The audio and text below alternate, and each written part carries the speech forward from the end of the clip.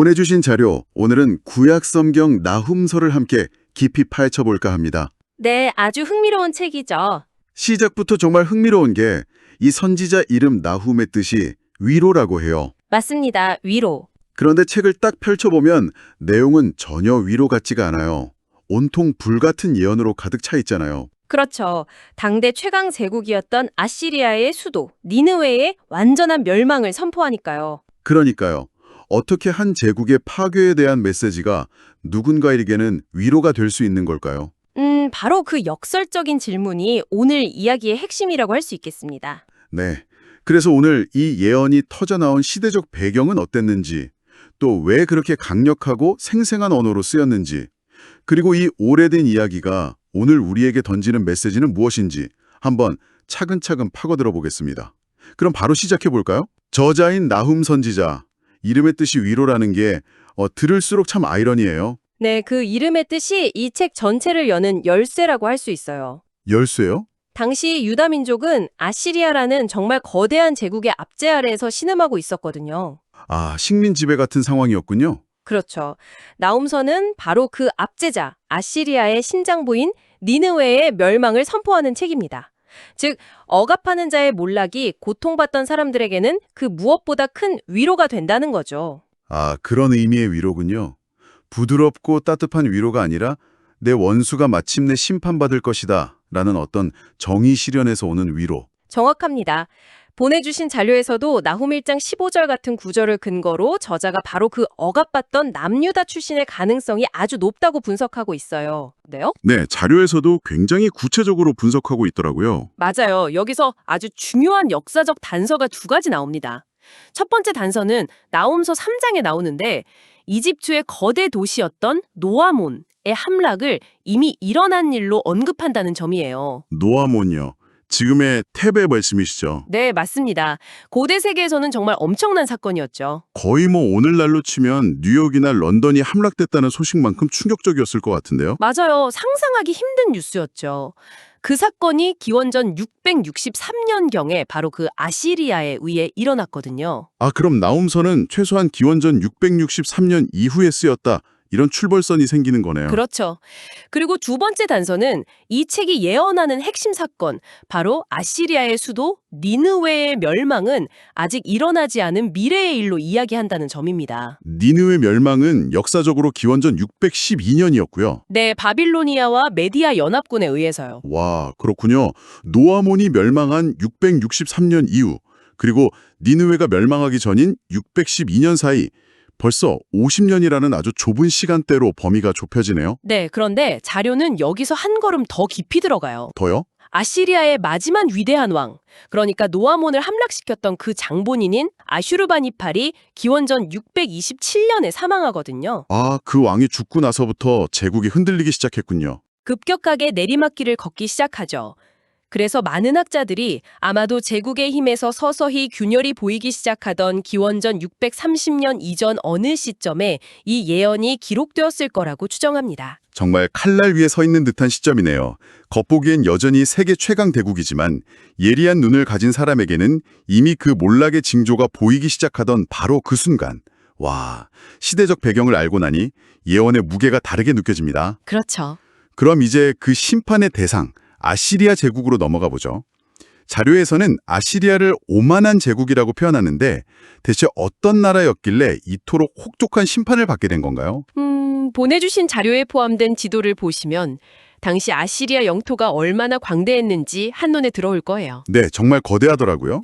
기원전 8세기부터 강력한 군사력으로 주변국을 정복했는데 문제는 그 방식이 상상을 초월할 정도로 잔혹했다는 점이에요. 잔혹하다면 구체적으로 어느 정도였나요? 정복한 도시의 저항군들은 산채로 가죽을 벗기거나 꼬챙이에 꿰어서 성벽에 전시하는 식이었죠. 세상에. 네, 공포정치 그 자체였습니다. 그래서 나훔서 3장 1절이 니느웨를 피의 성이라고 부르는 건 이게 어떤 문학적 수사가 아니라 말 그대로 사실에 기반한 고발이었던 거예요. 듣기만 해도 끔찍하네요. 단순한 정복 정쟁이 아니라 인간의 존엄성을 완전히 짓밟는 방식으로 제국을 유지했다는 거군요. 맞습니다. 나훔서가 고발하는 건 바로 그 폭력과 거짓, 끝없는 약탈이에요. 그래서 이 심판은 정치적 갈등을 넘어서 반인륜적인 폭력 시스템 그 자체에 대한 정의의 심판이라는 성격을 갖게 되는 거죠. 그런데 잠깐만요. 니느웨라는 이름이 좀 낯이 익어요. 이 도시 성경의 다른 곳에서도 나오지 않았나요? 아, 네. 자료에서도 요나 선지자를 언급하던데 이게 단순한 우연은 아닐 것 같아요. 정말 중요한 지점을 포착하셨어요. 그게 바로 이 이야기의 극적인 반전입니다. 반전이요? 나움 시대보다 약 150년 전쯤 요나라는 다른 선지자가 똑같이 니느웨에 가서 심판을 선포한 적이 있었어요. 40일이 지나면 니느웨가 무너지리라 하고 외쳤죠. 아, 그 유명한 요나 이야기요? 물고기 뱃속에 들어갔다가 나온 그 선지자. 맞습니다. 그런데 그때 니느웨의 반응은 정말 놀라웠어요. 왕부터 모든 백성, 심지어 가축까지 금식하며 회개했거든요. 네. 그래서 신이 심판을 거두셨죠. 그렇죠. 기회를 준 거죠. 하지만 150년이 흐른 뒤 나움의 시대에 이르러서는 상황이 완전히 달라집니다. 나움의 메시지에는 회개를 촉구하는 내용이 단 한 줄도 없어요. 아, 정말요? 네, 더 이상의 기회는 없다는 이미 판결이 끝난 최종 선고문만 있을 뿐입니다. 와, 이건 정말 소름 돋는 대비네요. 한 번은 기회를 줬지만 그들은 변하지 않았고 결국 돌이킬 수 없는 지점을 넘어버렸다. 그래서 이제 남은 건 경고가 아니라 집행분이다라는 거죠. 분위기가 완전히 다르군요. 그렇다면 이 무서운 판결문은 어떤 형식으로 전달되었을까요? 자료를 보면 책의 구조가 아주 독특하던데요. 아름다운 찬양시로 시작해서 갑자기 잔혹한 전쟁 다큐멘터리처럼 변한다고요? 네, 그 문학적 구조와 표현 방식이 나움서의 백미라고 할 수 있어요. 자료 개요를 보면 1장은 신이 얼마나 위대하고 정의로운 분인지를 노래하는 장엄한 찬양시로 시작해요. 분위기를 한껏 끌어올리는군요. 그렇죠. 그러다가 서서히 니느웨에 대한 구체적인 심판을 선포하고 동시에 고통받던 유다에게는 구원을 약속하는 내용으로 넘어갑니다. 서서히 분위기를 고조시키는 방식이네요. 네, 특히 자료에서는 이 책의 형식을 군사신탁이라고 분석하는데 아주 정확한 표현이에요. 처음에는 신이 역사의 주관자로서 심판을 선언하는 거대한 그림을 보여주다가 2장과 3장으로 넘어가면 카메라 렌즈가 갑자기 전쟁터 한복판으로 줌인하는 것 같아요. 주민이요? 네. 전차가 미친 듯이 거리를 질주하고 번쩍이는 칼과 창, 길거리에 쌓이는 시체 더미 같은 이미지들이 눈앞에 펼쳐지듯 생생하게 묘사되죠. 아, 단순히 너희는 망할 것이다 이게 아니라 그 멸망의 과정을 마치 종군 기자처럼 생생하게 중계해 주는 거군요. 맞습니다. 정말 독특한 방식이죠. 자료에서 지적하는 흥미로운 점이 뭐냐면 왜 하필 이런 방식을 썼을까 하는 거예요. 네, 왜죠? 이건 단지 극적인 효과만을 위한 게 아니라는 분석입니다. 당시 아시리아인들은 자신들의 왕을 신처럼 여기고 그 군사력을 절대적인 힘으로 숭배했거든요. 그런데 나훔은 그들의 멸망을 신비로운 기적이 아니라 마치 흔한 전쟁 보고서처럼 아주 사실적인 군사적 패배로 그려내요. 아, 그게 핵심이군요. 신처럼 군림하던 그들의 신하를 벗겨내고 너희의 끝은 이렇게나 평범하고 비참한 군사적 패배일 뿐이다 라고 말해주는 거네요. 바로 그거예요. 그들의 권위를 땅으로 끌어내리는 효과가 있는 거죠. 너희가 믿던 그 힘은 사실 아무것도 아니다 라는 선언인 셈입니다. 정말 강력한데요? 그리고 그 선언에 쐐기를 박는 결정적인 비유를 들어요. 바로 앞서 언급했던 이집트의 도시 노아몬의 함락 사례를 직접 거론하는 겁니다. 자신들을 무너뜨렸던 바로 그 아시리아에게 너희가 무너뜨렸던 노아몬을 기억하느냐라고 되묻는 거군요. 네, 니느웨 사람들에게는 정말 소름 끼치는 경고였을 거예요. 효과가 엄청났겠네요. 이런 메시지인 거죠. 너희가 강대했던 노아몬이 어떻게 무너졌는지 보지 않았느냐. 너희도 스스로를 난공불락이라 생각하겠지만 그들도 똑같이 생각했다. 그런데 결과가 어땠느냐? 너희를 기다리는 운명도 이와 똑같다. 와... 이렇게 실제 역사적 사례를 듬으로써 나훔의 예언이 단순한 감정적인 저주가 아니라 역사적 현실에 깊이 뿌리내린 필연적인 결과임을 강조하는 거예요. 교만과 폭력으로 세운 제국은 결국 똑같은 방식으로 무너질 수밖에 없다는 역사적 법칙을 보여주는 셈이네요. 맞습니다. 알겠습니다. 정말 치밀하게 구성된 강력한 메시지네요. 역사적 배경, 심판의 대상, 그리고 그 메시지를 전달하는 문학적 형식까지 살펴봤는데요.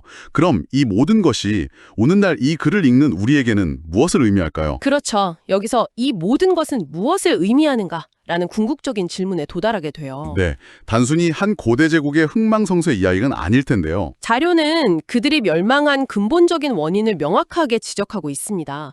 바로 교만함, 그리고 폭력에 의존한 통치 방식 때문이었죠. 스스로의 힘을 너무 믿었던 거군요. 네, 스스로의 군사력을 신처럼 믿었지만 역설적이게도 바로 그 힘 때문에 무너진 거예요. 나음서는 이 모든 행동의 뿌리에 신을 거스르는 죄가 있다고 말합니다. 시대를 초월해서 모든 권력에 대한 경고처럼 들리지도 하네요. 맞습니다. 이 이야기는 크게 두 가지 교훈을 담고 있어요. 첫째는 역사의 진짜 주관자는 인간이나 제국이 아니라 보이지 않는 더 큰 힘, 즉 신의 주권 아래에 있다는 겁니다. 아무리 영원할 것 같은 권력도 결국 유한하다는 메시지군요. 그렇죠. 그리고 둘째는 오늘날의 모든 강대국을 경한 경고이기도 해요. 자국민과 특히 힘없는 다른 나라들을 어떻게 대하는지가 결국 그 나라의 운명을 결정한다는 준엄한 질문을 던지는 거죠. 자료의 분석처럼 진정한 평화와 안정은 군사력이나 정치적 수완이 아니라 정의와 공의라는 더 높은 가치 위에서만 세워질 수 있다는 걸 시사합니다. 결국 어떤 권력이든 그 힘을 어떻게 사용하느냐에 따라 스스로를 구원할 수도 파멸시킬 수도 있다는 이야기군요. 네, 정확합니다. 나움서는 그 파멸의 과정을 너무나도 선명하게 보여주는 하나의 역사적 증거인 셈이죠. 오늘은 위로라는 이름의 선지자가 전한 한 제국의 멸망에 대한 예언, 나움서를 깊이 들여다봤습니다. 네, 정말 강렬한 메시지를 담은 책이었습니다. 잔혹한 아시리아 제국의 파멸이 어떻게 억압받던 유다에게는 정의 실현의 위로가 되었는지, 그 시대적 배경과 또 눈앞에 그려지는 듯한 강력한 문학적 표현, 그리고 오만한 권력을 향한 시대를 초월한 경고의 메시지까지 함께 살펴봤어요. 네, 아주 의미 있는 시간이었습니다. 자료에서 인상 깊게 지적했듯이 나움서는 요나서와는 다르게 니느웨에게 회개의 기회를 주거나 구원의 길을 제시하지 않아요. 그저 이미 확정된 심판에 선고할 뿐이죠. 맞아요. 그게 다른 예언서들과 구별되는 아주 독특한 지점입니다. 네, 그래서 여러분께 마지막으로 이런 질문을 던져보고 싶어요. 심판의 메시지가 돌이킬 수 있는 경고가 아니라 이미 정해진 확정된 미래로 제시될 때 그것은 우리에게 무엇을 말해줄까요? 이것은 정의의 본질에 대해 그리고 때로는 우리 사회나 개인의 삶에도 돌이킬 수 없는 지점이라는 것이 존재할 수 있다는 것에 대해 어떤 생각을 하게 만드나요?